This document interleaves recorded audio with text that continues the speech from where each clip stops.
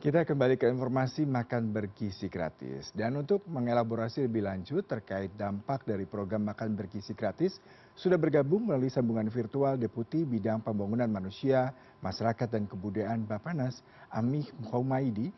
Dan selamat pagi Bapak.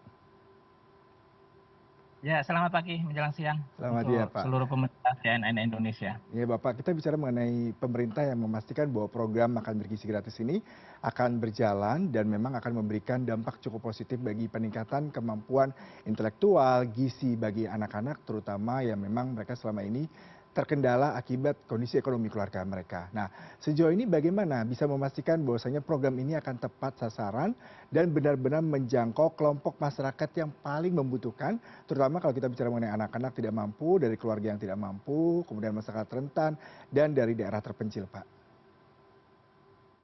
Ya, begini, yang pertama adalah bahwa pemerintah melalui Bapak Presiden Prabowo Subianto sudah bertekad bulat dan menunjukkan komitmen yang sangat kuat untuk membangun manusia Indonesia yang berkualitas melalui pembangunan gizi.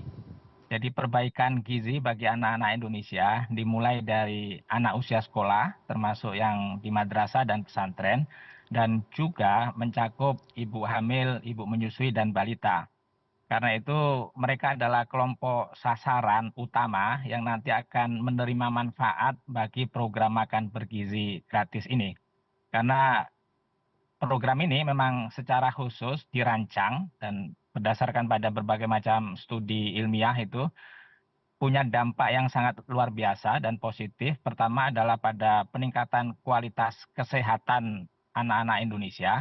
Dan jika anak-anak sehat, maka dia akan tumbuh kembang dan menjadi anak-anak yang cerdas, bisa mengikuti kegiatan pembelajaran di sekolah. Karena itulah mereka yang menjadi sasaran utama dan sebagaimana juga sudah kerap disampaikan, terutama oleh Bapak Kepala Badan Gizi Nasional, bahwa cakupan anak yang nanti akan menerima program makan bergizi ini bilangannya sangat banyak. Ini kalau secara total itu mencapai 82 juta dalam rentang waktu 5 tahun periode pemerintahan Pak Prabowo Subianto. Dan itu akan dilakukan secara bertahap. Jadi ini akan menyasar seluruh kelompok umur anak usia sekolah, ibu hamil, ibu menyusui, dan balita. Dan strategi pelaksanaan ini dilakukan tentu saja pertama menyesuaikan kemampuan kapasitas kelembagaan ya. Dan dalam hal ini Badan Gizi Nasional sudah bekerja keras dan pada hari ini kita semuanya menyaksikan bahwa ini adalah hari pelaksanaan program makan bergizi dan akan seterusnya dijaga, dikawal sehingga kegiatan program ini akan berlangsung secara berhasil gitu. Hmm. Pak Ami, kalau kita bicara mengenai indikator, tadi salah satunya sudah banyak studi terkait dengan dampak positif dari pemenuhan gizi, terutama bagi anak-anak dalam proses tumbuh kembang sehingga meningkatkan intelektual mereka ke depan. Lalu sebenarnya indikator apa ya Pak yang digunakan dari pihak Bappenas untuk mengukur tingkat keberhasilan program ini dalam meningkatkan gizi masyarakat dan pastinya nanti akan berkontribusi pada pertumbuhan ekonomi sebesar 0,86% Pak? Ya mungkin ini kita bagi dua ya analisisnya. Yang pertama dari sisi penyiapan sumber daya manusia yang berkualitas. Jadi karena kelompok sasaran itu adalah anak-anak usia sekolah, maka diharapkan dengan program MBG tingkat kehadiran makin makin membaik, makin meningkat. Kemudian nanti karena asupan gizinya bagus melalui program makan siang bergizi ini, maka nanti akan diharapkan akan lebih fokus anak-anak itu dalam mengikuti pembelajaran di kelas. Dan dengan demikian maka hasil akhirnya adalah prestasi belajar siswa. Sekaligus juga mencegah anak putus sekolah dan makin makin meningkatkan anak itu untuk semakin bersemangat menempuh pendidikan karena ada program makan bergizi ini. Nah, dalam hal sasaran untuk ibu hamil, ibu menyusui, dan anak balita, ini adalah kombinasi program yang sangat tepat dalam rangka pertama kalau sasaran kelompok ibu hamil, ibu menyusui, dan balita itu adalah untuk mencegah stunting. Kita tahu bahwa stunting itu adalah gagal tumbuh kembang, kecerdasan kognitif atau perkembangan otak anak tidak berkembang maksimal itu dan itu akan punya pengaruh pada kemampuan belajar nanti di sekolah. Dan karena maka sangat penting sekali ini dari pendekatan yang sangat tepat yang dilakukan oleh Pak Prabowo Subianto kelompok sasarannya ini adalah kelompok sasaran yang arahnya untuk meningkatkan kualitas manusia Indonesia. Nah, pada bagian yang kedua, ini analisis ekonominya, itu adalah karena ini bentuk investasi. Jadi ada belanja untuk bahan-bahan makanan dan nanti Pak Prabowo Subianto sudah mengarahkan nanti pasokan bahan makanan untuk MBG ini itu adalah harus atau melalui koperasi, melalui BUMDes, dan dengan memberdayakan UMKM. Karena itu produk-produk makanan lokal itu nanti yang akan diutamakan dan dengan demikian maka akan bisa menggerakkan ekonomi produktif di tingkat lokal, di tingkat masyarakat. Itulah yang kita harapkan dan ada exercise, ada simulasi bahwa investasi karena kita alokasi anggaran untuk sementara ini 71 triliun dan 71 triliun itu sebagai bentuk investasi untuk konteks tadi pembangunan manusia, tapi dari sisi untuk ekonomi itu adalah bagian dari stimulus untuk pertumbuhan ekonomi karena di sini ada kegiatan ekonomi produktif yang berbasis di masyarakat, di para pelaku ekonomi menengah kecil atau koperasi atau BUMDes. Dan itulah yang kita harapkan bahwa efek ekonominya akan menyumbang pada pertumbuhan kira-kira 0,86% itu secara akumulatif ini 5 tahun sebenarnya itu analisis exercise-nya. Demikian. Iya, Pak Ami, kalau kita bicara mengenai skala yang besar, tadi saya baca juga targetnya ada 82 juta pada 5 tahun kepemimpinan Prabowo Gibran, kemudian juga tadi Bapak utarakan dananya 71 triliun ya Pak ya, dan ini cukup besar kalau kita bicara mengenai anggaran. Nah sejauh ini anggarannya didapatkan dari mana? Meskipun tadi Bapak katakan ini merupakan salah satu stimulus ekonomi, tidak hanya sekedar untuk meningkatkan kemampuan intelektual, kemampuan memperbaiki stunting, gizi ibu hamil dan anak-anak. Lalu bagaimana Pak pemerintah mendapatkan anggaran ini ke depannya dan juga bagaimana kalau kita melihat sebenarnya ke depannya program ini tidak membebani APBN Pak? Iya, ini sudah ada simulasi juga kebutuhan anggaran untuk mendukung MBG ini dan oleh Bapak Presiden Prabowo Subianto ini dan diusulkan oleh Bapak Menteri PPN Kepala Bappenas menjadi bagian dari proyek strategis nasional. Dan MBG ini adalah model proyek strategis nasional yang melibatkan beberapa dimensi dan aspek dari sisi sosial, dari sisi pendidikan, dari sisi kesehatan, dan dari sisi ekonomi sekaligus gitu.